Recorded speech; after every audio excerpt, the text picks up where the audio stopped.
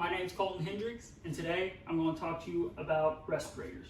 There's a lot of information to go over, so we're just going to dive straight in. First one is, what are exactly respirators? Now, I'm just going to give you the definition right off the bat, so we don't have to spend too much time on it. And it is, respirators are devices that covers your mouth and nose to prevent inhalation of contaminants or particulates. Contaminants is anything like in vapors, and then particulates are really solid particles that can be breathed into the lungs. And when it comes to respirators, there's a lot of jobs that involve them. Now, it could range anywhere from woodworking back when you were in high school or something like that, and it could range all the way up to industrial factories, like doing jobs with air sampling and stuff like that. It's a very wide range. The next thing is the types of respirators. This is very important, so make sure you're paying attention. The first one is an APR. APR stands for air purifying respirators. Now, what makes these different from the rest is that these filters on the front, air goes through them and into you, so that it filters the air and you're not getting any exposure. The next thing is SARS. SARS stand for Supplied Air Respirators. Now, these are different because they have a stationary source that supplies the respirator with air through a hose. Now, there's something else similar to this, just called the SCBA. Now, a lot of people read this and say scuba and think of the underwater diving system, and that's completely different. This stands for Self-Contained Breathing Apparatus. Now, the main reason this is different is because it has that gas cylinder that feeds air through a hose, but it's on the back of the worker rather than on a stationary source. It is also used in IDLH atmospheres as well as 19% or less oxygen atmospheres. The next thing is filter classes. This is also important. The first one is N-Series, and I'm going to show you that this is a regular dust mask you can buy anywhere, and it's an N95, what is suggested to use, especially now in the pandemic. And you can tell what kind of class it is by reading the front. This says N95, and obviously it doesn't give you a massive amount of protection. It just has that one filter on it. And these types of filters are used in atmospheres free of oil-based aerosols. So if it's in the environment, this is already eliminated. The next thing is R-Series. These remove any particles going through it, as well as any of the oil-based aerosols. And this is similar to the P-Series, except that the P-Series show no sign of degradation, which means it could be 2 years old and it would look almost brand new. Now, that's it for the filters. The next thing I want to go over is the parts of the respirator. Now, with the parts of the respirators, there's not a vast majority of things you need to know, but there's just a few I need to make sure you guys get. The first one is the straps, and we got, of course, that's very self-explanatory. And it's really elastic that can either be buttoned up into it and also a pull. And then there's inhalation valves. There's usually two or maybe even one of where the air comes into the wearer.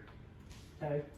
The next thing is the exhalation valve. It's usually one, and it's right in front, and it's where the air is exhaled out of the respirator. Next thing I want you guys to know is what an employee's responsibility is when it comes to respirators. There's not a very big amount of them, but they are important. The first one is employees must properly check the respirator before each use. I'll get into what is exactly a respirator check later, but just so you guys know, you guys have to do that. The next thing is employees must properly use, store, and maintain respirators. I'll get into that a little bit later as well, but as long as you guys know that you guys are doing this, there's no blowback. Next thing is employer responsibilities. This is important because their role in the process is way more important. First one I want to go over is employers must determine the chemicals present as well as any unknown chemicals in the atmosphere. Just because you think you know every chemical in the atmosphere doesn't mean that eventually one day one unknown chemical comes in. That's why you need to make sure you're testing every so often for any unknown chemicals to make sure that you guys are safe. Next one is employers must conduct physicals on workers before, during, and at the conclusion of employment. There's a few reasons why they do this. The main reason they do it before and during is to make sure that the worker is healthy, to make sure that whenever they're using that respirator, they're not going to get affected, as well as to see if they're fit to even use the respirator. And lastly, the conclusion of employment. They do that because they want to make sure that any type of illness that the worker that could get later isn't on them, that he used the respirator exactly how they wanted to.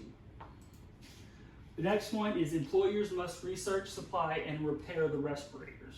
I'll get into exactly how you'll do that later, but just so the employers know that this is their responsibility. They cannot tell the worker they have to do this. Next one, employers must conduct fit tests annually. Now, I'll get into exactly what a fit test is later, just like some of the other things, and there's a little bit to it, but it's not that difficult. You'll get it instantly almost.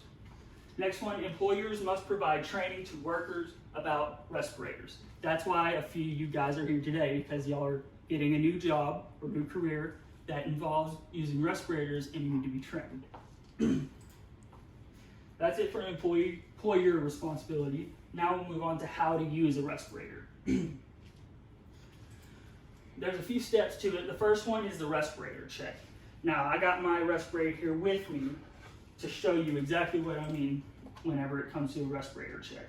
It wants you to disassemble the respirator and check the seals and straps for any signs of damage. Now, this is a very simple way. So you've got your filter that easily just pops off.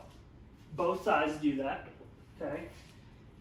And inside the filter, you unfold it, you got your seals, and you got that on both sides. Okay, you want to make sure that those aren't scratched or damaged in any way. And then you also want to check the straps. Now, these can get stretched over time and might need to be repaired. And then also, you never know, it could be cut or damaged in some way. If these straps don't keep it snug on your face, it could lead to exposure, which is what you do not need to do. Next one is use. When using the respirator, make sure that it's tight to the face like I just said and there's no gaps, because then using the respirator is just kind of redundant. Next one is maintenance and storage. When done using the respirator, gently put the respirator down. So don't be tossing it around and throwing it up against walls and stuff. I'm not saying you will, but I have seen cases where that happens. And also, you want to keep the filters up so they aren't getting contaminated by any particles on the ground or the shelf, wherever they're sitting. And you want to keep them warm and dry. So the filters on those respirators are meant for a specific thing. And if they get contaminated by water or anything cold, it could change how it works and you could be at risk. So it's best to just keep them warm and dry. Next thing is disposal. Now, there is no requirement when it comes to disposal, but they do ask that if you have a bunch of filters that you're throwing out, put it in a separate garbage can, label it, and then throw it out with your regular garbage.